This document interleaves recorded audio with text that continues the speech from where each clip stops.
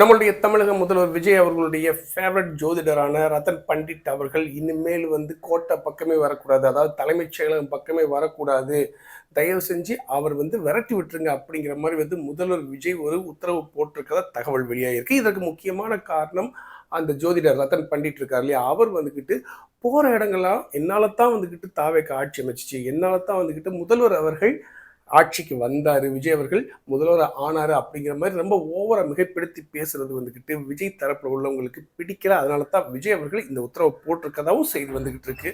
அது மட்டும் இல்லாமல் இந்த தலைமைச் செயலகத்துக்கு வந்தால் ஜோதிடர் என்ன செய்கிறாரா, நிறைய விஷயங்களை பரிந்துரைக்கிறாராம். அது போக எனக்கு இது செஞ்சு கொடுங்க, அது செஞ்சு கொடுங்கன்னு சொல்லி உத்தரவு போடுறாரா. இது முதல்வர் விஜய் அவர்களுக்கு பிடிக்கவே இல்லை. அதனால தான் இந்த உத்தரவு போட்டிருக்கதாகவும் தகவல் வந்துக்கிட்டு இருக்கு.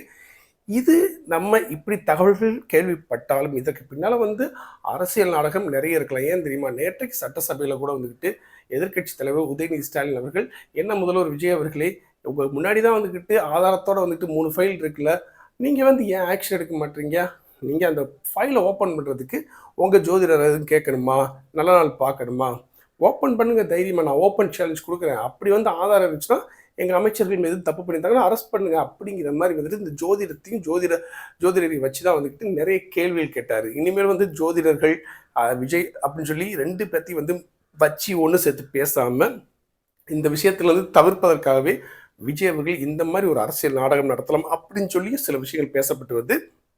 எது எப்படியோ இதை பற்றி தகவல் தான் கண்டிப்பாக உங்கள்கிட்ட ஷேர் பண்ணுறேன். மீண்டும் ஒரு தகவலுடன்.